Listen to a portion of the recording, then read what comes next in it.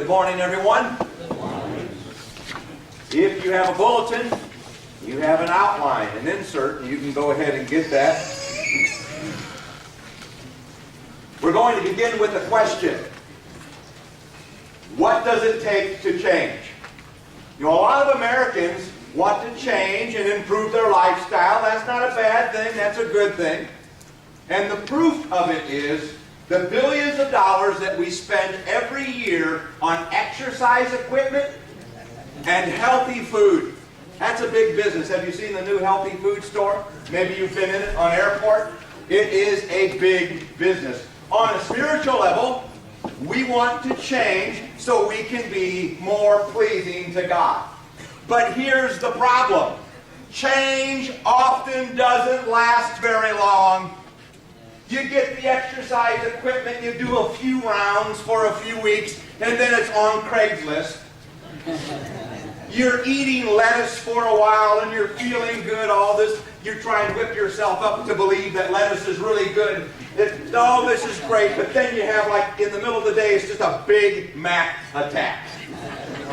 And so it doesn't last sometimes. How do you transform your life on the deepest spiritual level possible? The answer is in Romans 12, a great chapter about change. And we're going to take a look at 6 principles that will help us bring about permanent spiritual change. So we'll get right into it. Number 1, spiritual transforming principle number 1 is commit my physical body to the principle of God's Word. Now, the reason why this one is listed first, not only on the outline, but it's first in Romans chapter 12, is because your physical body affects all of your behavior. And any changes that you want to make, spiritually, financially, and relationally, educationally, begins with what you choose to do with your physical body. So the chapter opens up, therefore I urge you, brothers, in view of God's mercy, to offer your bodies as living sacrifices, holy and pleasing to God. This is your spiritual act of worship. The word therefore means, in light of everything that I have said, this is what you need to do. Commit your physical body to the principles of God's Word. Why? Because everything you do is through your body. Worship, working, reading the Bible, going to church, everything involves this body that contains our eternal soul. So a couple of observations about change. Number 1, change is personal. Nobody can force you to change. We can encourage you to change, but we can't get you down in the ground in a half Nelson until you promise to change. Is that a half Nelson? In wrestling? That's in a half Nelson. Now, that might force you to change, but you will change only as long as the half Nelson is applied. As soon as it's released, you may go back to your old ways again. So personal change has to be your choice. And then number 2, making physical changes may be necessary for your spiritual health and purity.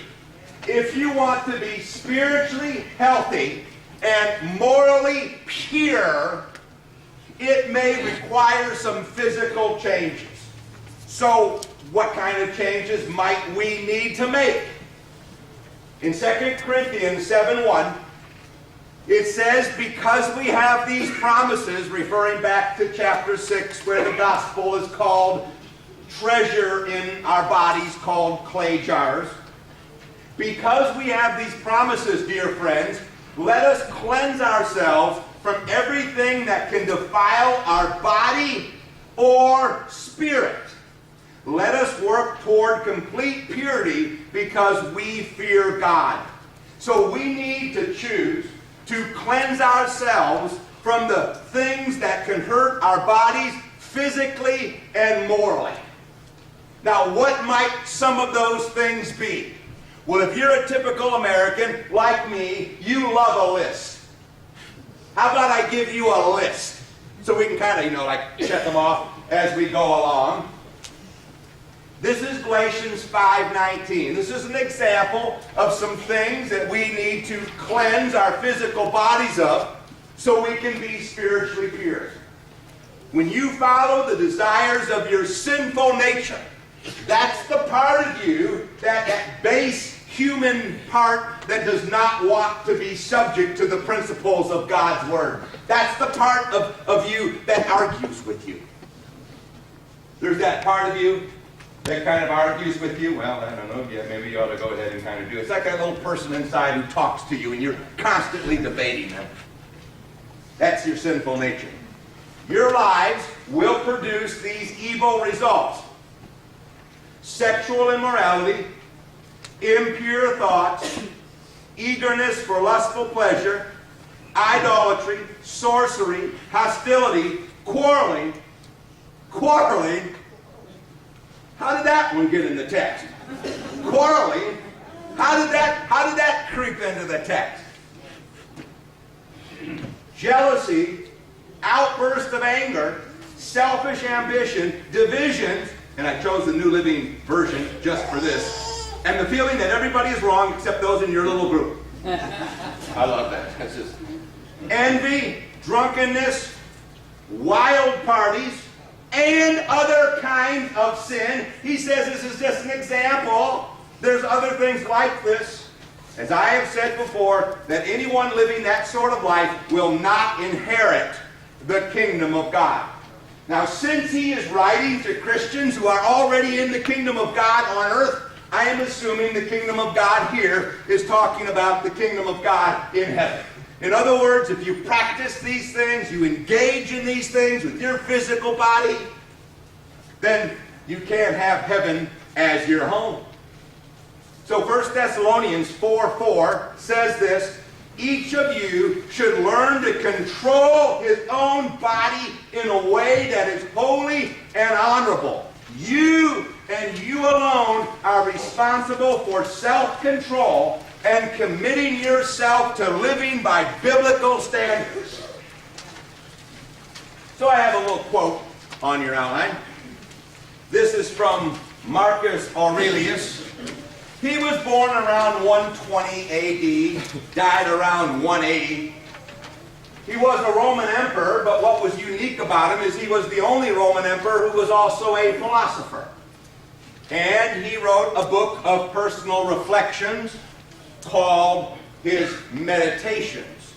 And he is classified as one of the last 5 good emperors of the Roman Empire. And after these 5 guys were finished, then the empire continued to go downhill. And he was emperor for about 20 years, and he spent most of his time fighting the Germanic tribes, that would become the country of Germany, from invading northern Italy. But this is what he said: you have power over your mind, not outside events. Realize this, and you will find strength. You can't control a lot of the events that happen around you, but you can control how you're going to respond to it. You can control how you're going to react to it. And so, here's a key principle. Just as certain types of physical sickness are preventable by lifestyle choices, you can avoid spiritual sickness if you will constantly commit yourself to living by the biblical standard of morality.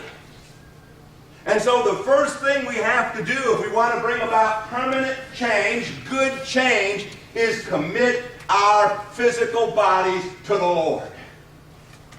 Now I spent the most time on that.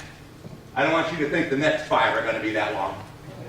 But this was the first one. It's the foundational point, and the next 5 are built on this. So number one, you commit your physical body to God's Word. And then transforming principle number two is keep focused on biblical principles. Keep focus on biblical principles. Do not. That's not me, that's the Bible. That's Romans 12:2. Y'all thought I was saying do not. I'm just reading the Bible. Do not conform any longer to the pattern of this world, but be transformed by the renewing of your mind. Not conforming to the sinful ways of the world begins in your mind. We have to choose to focus on biblical principles that will help us build positive habits and relationships. This is one of the reasons why we have small groups and Bible classes and youth activities and communion and sermons. It gives us a point of focus for making changes. This is why you have an outline. Because you can look at that outline and you can look at the point, you can look at the scripture, and it gives you a point of focus. You can look at it yourself and say, what is this saying to me? What do I need to do in light of what the Bible says? So be focused, stay focused on biblical principles. And then transforming principle number three is practice humility. Practice humility. A major barrier to change is pride. Oh, I don't need to change, I'm fine. Listen, nobody has it all together. No relationship is perfect, no job is perfect, no school is perfect, no church is perfect. Nothing works perfectly in this world. You don't have it all together. God knows you don't have it all together. Come close to me. We know you don't have it all together.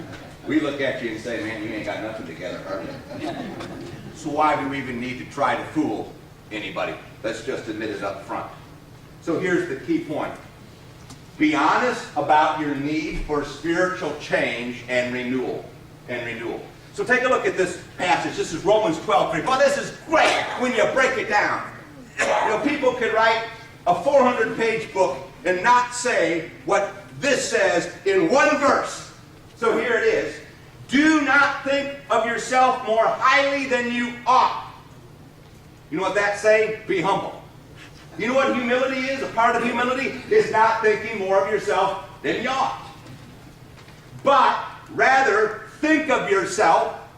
Now he's saying, I want you to evaluate yourself with sober judgment. Now that doesn't mean you've gone 2 days without drinking. It's not an alcohol-related word.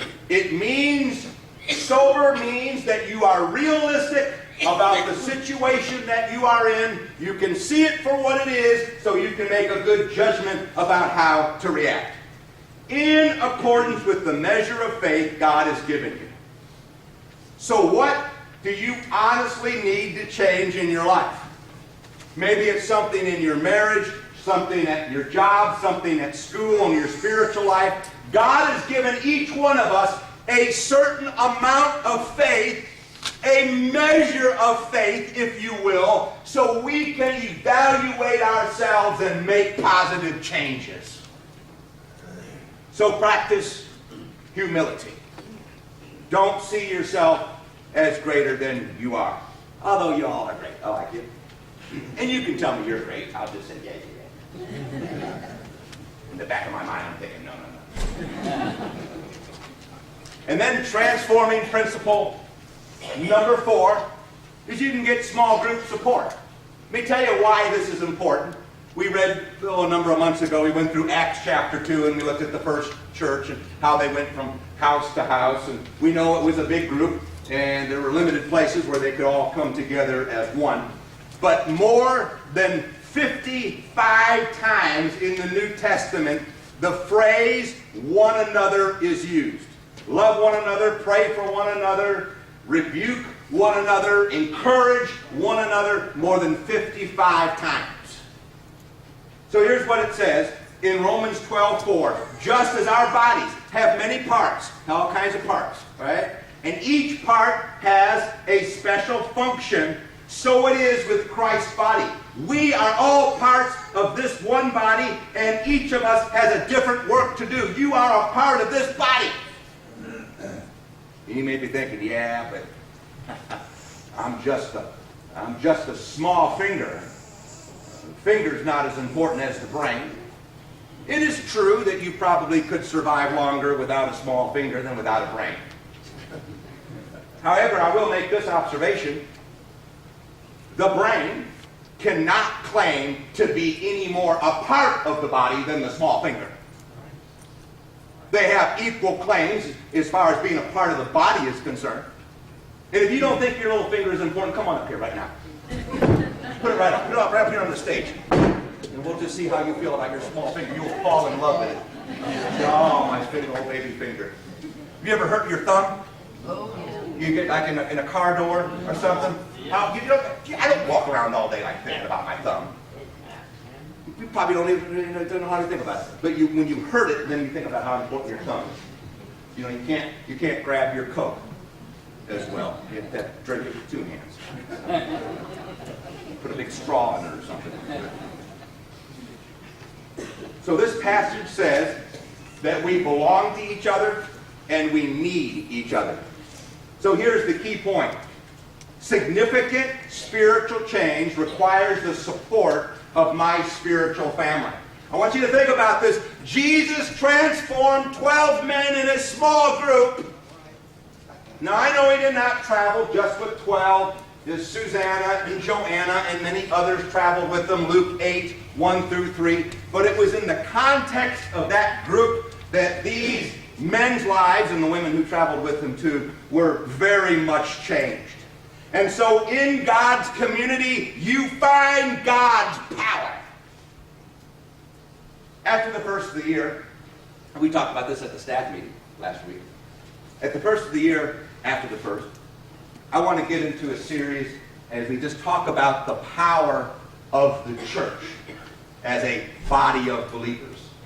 And I have asked Joe, our worship leader, and Stephen, our youth minister, and Mary, our children's minister, to help me with it and make some contributions to it.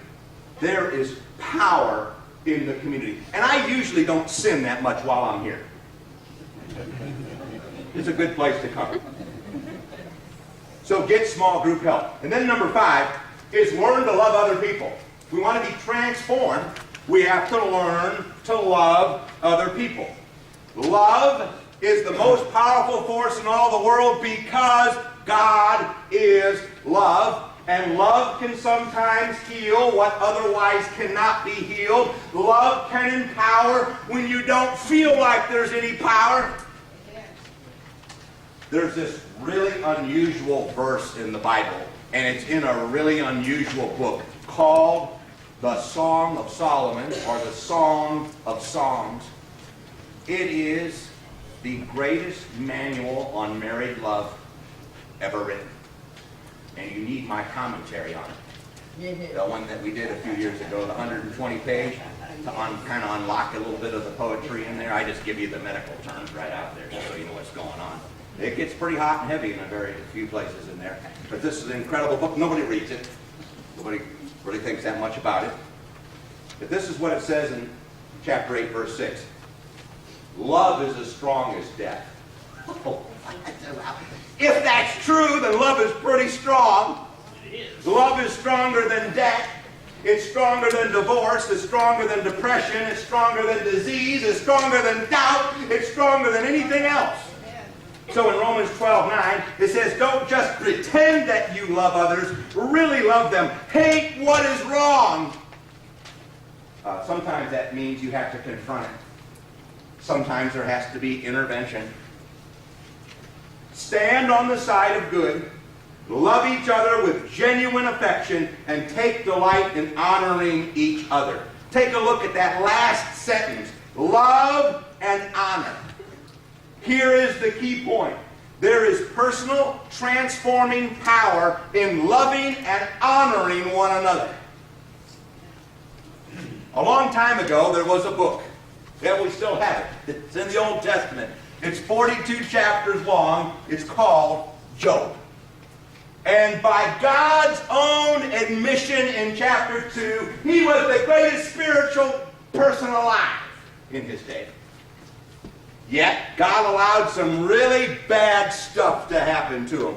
Over the course of 48 hours, a freak wind swept across the desert. All 10 of his children were killed. They maybe were in somebody's house for a birthday party or something. And then his land, the Sabaeans and the Chaldeans, they took his land from him. And then he was hit with a disease from the top of his head to the bottom of his feet. So he's just sitting on an ash heap, scraping himself with a broken piece of pottery. And his 4 friends come to comfort him. Eliphaz, Bildad, Zophar, and later young Elihu. He's the last one to speak because he's the youngest. And they said, "Oh, Joby. Oh, Joby. You are one bad dude, brother. We thought you were the greatest man around, but you have hidden sins. But nobody would be punished this bad, except that they're hiding a whole lot of bad stuff." But Job hadn't done any bad stuff. He was a good guy. At the very end, God restores everything that he lost, doubles it. But he doesn't do it until Job first prays for his friends in chapter 42. Because if Job isn't willing to pray for his friends, then he really hasn't learned the lesson of love. And he really hasn't learned what God wanted to teach him when he talked to him out of the whirlwind. So you need to be active in our church so that you can help other people and people can help you. So if we want to be spiritually transformed, we have to learn to love. And the word love just means you actively will good toward others. It doesn't mean you have to be buddy-buddy with everybody. It doesn't mean you have to have this great personality connection. You know where they go. Hit high, hit medium, hit low. You don't have to do that with every person. It just means you have to will good toward them. You cannot harbor hatred in your heart. And if we will do that, it will be helpful in our spiritual transformation. And then number 6 is I have to nurture my enthusiasm. Nurture my enthusiasm. Ralph Waldo Emerson is usually given credit for this. Nothing great was ever achieved without enthusiasm. Let me tell you, it is difficult to change without enthusiasm or passion. If you are deep in debt and you want to get out of debt, you had better get passionate. If you want to get in shape physically, you had better get enthusiastic about it. If you wake up like this in the morning, I dread walking. I dread exercise. I dread riding a bike. You are doomed, my friend, before you ever start. You have to meddle. Your clock goes off or your phone alarm goes off. You gotta, woo! It's a new day, baby. I am headed out. Woo! I'm going jogging. It feels good. I'm alive. Now that you might last a little bit longer if you are enthusiastic. Participating in church.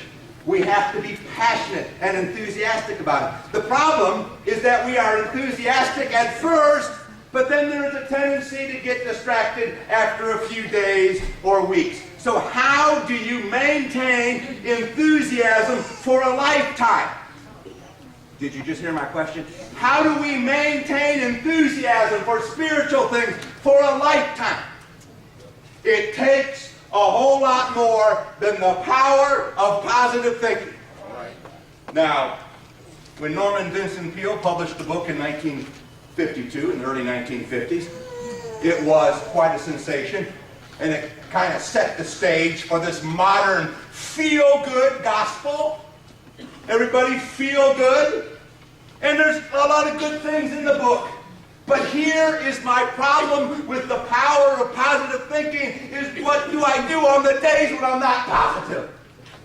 What do you do on the days when you don't feel positive? So here's what the Bible says. The word enthusiasm, it comes from two words, which means God in you. That's the etymology or the source of the word. And when God is in you, you are going to be enthusiastic, regardless of the economic climate or your personal circumstances, because you know you are tied to the Rock of Ages. Okay, so here's Romans 12:11. Never be lacking in zeal. That's enthusiasm, right? Never be lacking in enthusiasm. Okay, now watch it. You have to watch for these little phrases. He's going to tell us how we can never be lacking in zeal. But keep your spiritual fervor serving the Lord. Keep your spiritual fervor serving the Lord. If you want to have a lifetime of enthusiasm, get busy serving the Lord. Be joyful in hope, patient in affliction, and faithful in prayer. Notice the three ways you nurture your enthusiasm. Joyful in hope. That means that you are focusing on your eternal reward at the end of this life. Patient in affliction. That means you understand that God can bring good out of a bad situation. And three, you're faithful in prayer. That means that your prayer life is not based on your feelings, but rather based on your commitment to live by biblical principles. So when you do these three things, God gives you His GPS. That's right, GPS. You all know what that stands for? No, not global positioning. God's power system. You get God's power system. Some of you, maybe most of you, depends how old your car is. You have a GPS. You may have those ones that you stick the suction cup on the window and you bend the thing so you can look at it. And then you may have it built into your dash. And I guess you can select on some of them whether you want a male voice or a female voice. And you put in where you're going. And then the person talks to you. This is how it goes. Like this. Exit right. 100 yards. Exit right. 50 yards. Exit now. You dummy. You missed the exit. And then, when you look at the screen, it comes across saying, recalculating route. And it tells you then how to make up for the mistake of not getting off on the right exit. That is the same thing that happens spiritually. Listen, we don't always get off on the right exit. We don't always make it to the right exit.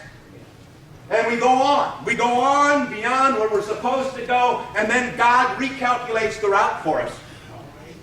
And He gives us this recalculation so we can get back to where He wants us to be. And that old bumper sticker from the 1980s is true. God does allow for U-turns. You can get arrested on airports for a U-turn. You can't just go swinging around in intersections on airport. I can see you doing a U-turn like on University in an airport or something. God allows us to make U-turns. And wherever you are on your journey of faith, because people are at different places and have different struggles and difficulties, God calculates a route for you. And that route gets you through earth without losing your hope and to heaven in the end. You're doing the right thing by being here, and your choice to be here is the right choice. And let's encourage one another, and remember that God has never guaranteed us comfort, but He has told us that if we will apply biblical principles, that He will make our character strong so that we can be faithful to the end. And some of you are so amazing because of what you have gone through physically, but you have never given up your faith. You have never given up your hope in God. I know we all have some questions that are unanswered. They'll never be answered. There'll never be explanations for a lot of things that have happened or occurred. But if we will trust God, then the song will come true. Further along, we'll know all about it. Further along, we'll understand why. And maybe in the day when we're in heaven and everything is revealed, I don't know, maybe it won't really matter that much at that point. The important thing is that you maintain your faith always. Joe is going to lead us in an invitation hymn. The most basic transforming act that you can choose to do is to be baptized into Jesus Christ for the forgiveness of your sins. And that transforming act will bring you out of what the Bible calls the world and into the kingdom of Jesus Christ called the church. And so if we can assist you in some way, pray for you, please let us know what your need is while we stand and sing. To God be the glory, great things He has done. So loved He the world that He gave us His Son, who